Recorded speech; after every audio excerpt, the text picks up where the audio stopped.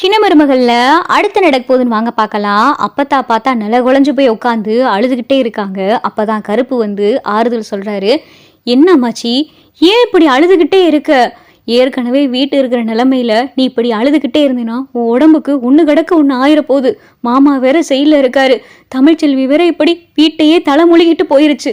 நீ இப்படி அழுதுகிட்டே இருக்காது அம்மாச்சி அப்படின்னு சொல்லிட்டு கருப்பு ஆறுதல் சொல்லையில, ஐயா கருப்பு எனக்கு ஒரு உதவி செய்வியா அப்படின்னு சொல்லிட்டு அப்பத்தா சொல்லவும், என்ன அம்மாச்சி என்ன பண்ணணும் அப்படின்னு சொல்லிட்டு கருப்பு கேட்கவும், அந்த பெரிய மந்த சீலக்காரி நொண்டி கருப்பு நீக்கு அருள்வாக்கு கேட்கணியா, அவகிட்ட குறி கேட்டே ஆகணும் அப்படின்னு சொல்லிட்டு அப்பத்தா சொல்லவும், என்ன அம்மாச்சி சொல்ற அப்படின்னு சொல்லி கருப்பு கேட்கவும், தமிழ்ச்செல்வி நடு வீட்டுல நின்று ஒரு வார்த்தை சொன்னா பாத்தியா, நான் அடிக்கடி சொல்லுவேன் சீலக்காரி பெரிய மந்த நொண்டி கருப்புன்னு. அத்தனை பேத்தையும் சொல்லி இவளுக்கும் ராஜாங்கம் செயலுக்கு போனதுக்கும் எந்த சம்மந்தம் இல்லைன்னு அவ சத்தியம் பண்ணி சொன்னான். அவ வார்த்தை மேல எனக்கு நம்பிக்கை இருக்கியா? என்னுடைய கடைசி வழி, நான் கும்புற தெய்வத்துக்கிட்ட முறையிட போறேன், நான் கும்புற தெய்வத்துக்கிட்ட வழி கேட்க போறேன். என் பிள்ளை ஜெயிலுக்கு போனதுக்கு காரணம் யாரு? இந்த வீட்டு மருமக சொன்ன வார்த்தை மேல எனக்கு நம்பிக்கை இருக்கு. நீதாயா 18ஆம் படி கருப்பு கிட்ட குறிகேட்டு சொல்லணும் அப்படின்னு சொல்லிட்டு இங்க அப்பத்தா சொல்லவும், சரியம்மாச்சி இரு அப்படின்னு சொல்லிட்டு என் கருப்பு பார்த்தா முகம் கைகாலெல்லாம் கழுவிட்டு வந்து சாமியை கும்பிட்டு பட்டையை போட்டு கருப்பை வேண்டி நிற்கிறாரு. இங்கே கருப்புக்கு பார்த்தா அருள் வந்துடுது. கருப்பு பார்த்தா நாக்கை துருத்திக்கிட்டு கத்தவும் இந்த சத்தத்தை கேட்டு பார்த்தா உள்ளேருந்து வேகமாக எல்லாரும் ஓடியாராங்க. சேது, நடேசன், ஈஸ்வரி, சித்ரா, சாவித்திரி, தாமரை, மோகனா, மலருன்னு சொல்லி எல்லாரும் வரவும், அத்தை என்னத்து நடக்குது அப்படின்னு சொல்லி மோகனா கேட்கவும், நீ சும்மா இருடி மோகனா, நான் தான் கருப்பு கிட்ட அருள்வாக்கு கேட்கணும்னு சொன்னேன். இந்த வீட்டில் என்னென்னமோ நடந்துகிட்டு இருக்கு. நல்லா இருந்த குடும்பம், சந்தோஷமா இருந்த குடும்பம் யாரு கண்ணு பட்டுச்சோ தெரியல.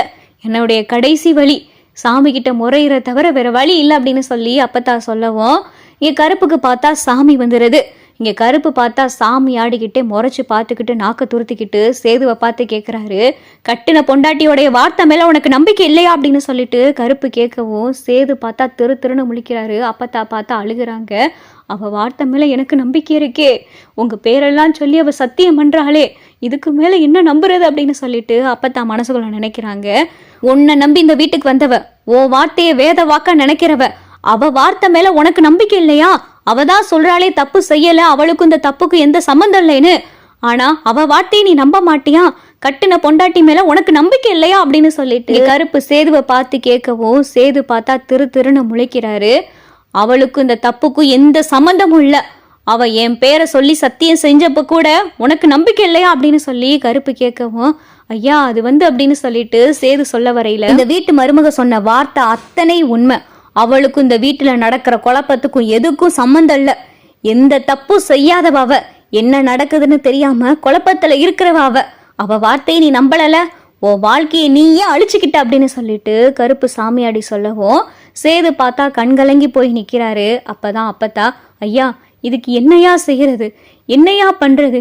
என் பிள்ளை செயல இருக்கான், இந்த வீட்டு மருமக இந்த குடும்பத்தையே தலைமொழிகிட்டு போயிட்டா, இந்த குடும்பம் இப்படி அந்த சிந்தலையா நிக்கிறியா, இந்த குடும்பத்தை மறுபடியும் ஒன்று சேர்க்க வேண்டியது உன் பொறுப்புயா அப்படின்னு சொல்லிட்டு அப்பத்தா சொல்லப்போ, அப்பதான் கருப்பு, என் பொறுப்பு நீ சொன்னா மட்டும் எல்லாத்துக்கும் நான் பொறுப்பாயிர முடியுமா? வார்த்தைன்னு நம்பிக்கை வேணும், கட்டுன பொண்டாட்டி மேல நம்பிக்கையும் வைக்கணும். இந்த குடும்பத்தோடைய மருமகன்னு சொன்னா மட்டும் போதாது, அவளை ஆணித்தனமா நம்பவும் செய்யணும். அவ எந்த தப்பும் செய்யாதவ, இந்த வீட்டிலேயே இந்த வீட்டுக்கு குழப்பத்தை உண்டாக்கிட்டு, இந்த வீட்டு சொத்தையை தின்னுட்டு, இந்த வீட்டு உப்பையும் தின்னுட்டு, இந்த வீட்டு பெரியவருக்கு தப்பு நினைக்கிறது எல்லாமே இந்த வீட்டுல இருக்கிறவங்க தான், அவளுக்கு இதுக்கு சம்மந்தம் கிடையாது அப்படின்னு சொல்லி கருப்பு சாமியாடி சொல்லவோ, அப்பதான் அப்பத்தா, இந்த வீட்டுல இருக்கிறவனா, இந்த வீட்டுல இருக்கிறவங்க யாருயா, எனக்கு நீ காட்டி கூடியா, அதுக்கு தாயா உன்னை வர சொன்னதே. இந்த வீட்டுல இருக்கிறவங்க யாரு, என் பிள்ளை செயலுக்கு போனதுக்கான காரணம் யாரு, நீ தாயா சொல்லணும், நீ தான் உங்களை காட்டி கொடுக்கணும் அப்படின்னு சொல்லிட்டு இங்க பார்த்தா அப்பத்தா கையெடுத்து கும்பிட்டு கருப்பு கிட்ட கேட்கையில ஈஸ்வரி, சித்ரா, ஐஸ்வர்யா 3 பேத்துக்கும் மனசுக்குள்ள பார்த்தா பயமா இருக்கு.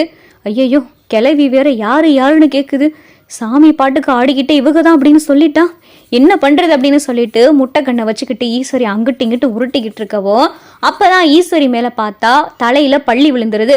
ஐயோ அப்படின்னு சொல்லிட்டு இங்க ஈஸ்வரி கடந்து அலறவோ, அப்பதான் அப்பத்தா வீட்டுல இருக்கிற எல்லாரும் பார்த்தா ஈஸ்வரிய பார்க்கவும், கருப்பு அப்பதான், இந்த வீட்டுல இருக்கிறவர் யாருன்னு கேட்டேல, யாருன்னு கேட்டதுக்கு உனக்கு பதில் கிடைச்சிருச்சு, இந்த வீட்டு உப்பை தின்னுக்கிட்டே இந்த வீட்டு நிம்மதியை கெடுக்கிறவ இவதான் அப்படின்னு சொல்லிட்டு கருப்பு சாமி ஆடிக்கிட்டே பார்த்தா ஈஸ்வரிய கையை நீட்டவும் இங்க அப்பத்தாவுக்கு பார்த்தா பயங்கரமான கோபம். சேதுக்கும் பார்த்தா என்ன செய்யறதுனே தெரியல. மோகனா பயங்கரமா ஈஸ்வரிய முறைச்சு பாக்குறாங்க.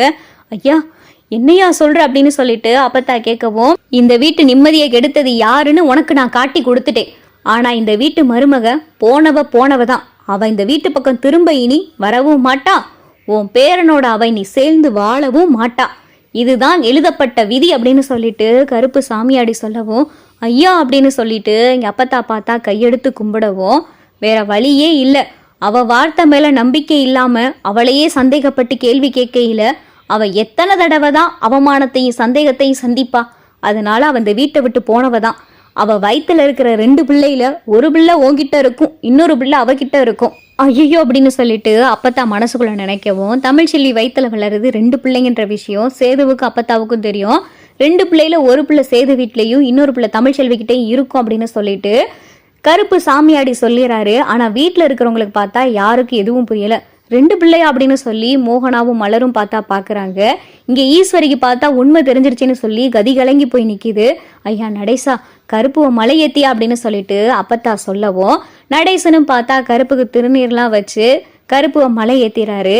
அப்பத்தா சேது மோகனா 3 பேரும் பார்த்தா பயங்கரமான கோபத்தோட ஈஸ்வரி அப்படின்னு சொல்லி அப்பத்தா கூப்பிடவும், அத்தை அப்படின்னு சொல்லிட்டு ஈஸ்வரி வரவும், சொல்லுடி என் பிள்ளை ஜெயிலுக்கு போறதுக்கு காரணம் நீயா அப்படின்னு சொல்லிட்டு அப்பத்தா கோபத்தோட கேட்கவும், அத்தை அது ஒன்றும் இல்லத்த, நான் எதுவும் செய்யலத்த அப்படின்னு சொல்லிட்டு ஈஸ்வரி கடந்து பதறவும், சின்னம்மா என்ன உண்மைன்னு நீங்க மட்டும் சொல்லலேன்னு வைங்க, இந்த சேதுவோட இன்னொரு முகத்தை பார்க்க வேண்டியதா இருக்கும் அப்படின்னு சொல்லிட்டு சேதுவும் பார்த்தா கோபப்படவும், ஐயோ அத்தை எனக்கு இதுக்கு எந்த சம்மந்தமும் இல்லை, தப்பு பண்ணவளும் அவதான் தப்பெல்லாம் செஞ்சுட்டு வீட்டை விட்டு கோவப்பட்டு போயிருக்கா, நீங்க அவளை விட்டுட்டு என்னைய கேட்டுக்கிட்டு இருக்கீங்க அப்படின்னு சொல்லி ஈஸ்வரி சொல்லவும், என்னடி அதான் இப்ப சாமியே சொல்லுச்சுல அவ தப்பு செய்யலன்னு, இந்த வீட்டு உப்பத்தினவங்க தான் இந்த வீட்டுல தப்பு செஞ்சுக்கிட்டு இருக்காங்கன்னு, இந்த வீட்டுல நீதானடி இருக்க, சாமி அருள்வாக்கு சொல்லையில நீதானடி ஐயோன்னு சொன்ன, ஐயோ அத்தை அது பள்ளி விழுந்துச்சு அப்படின்னு சொல்லிட்டு ஈஸ்வரி சொல்லையில, எனக்கு ஓ மேலதான்டி சந்தேகம் இருக்கு,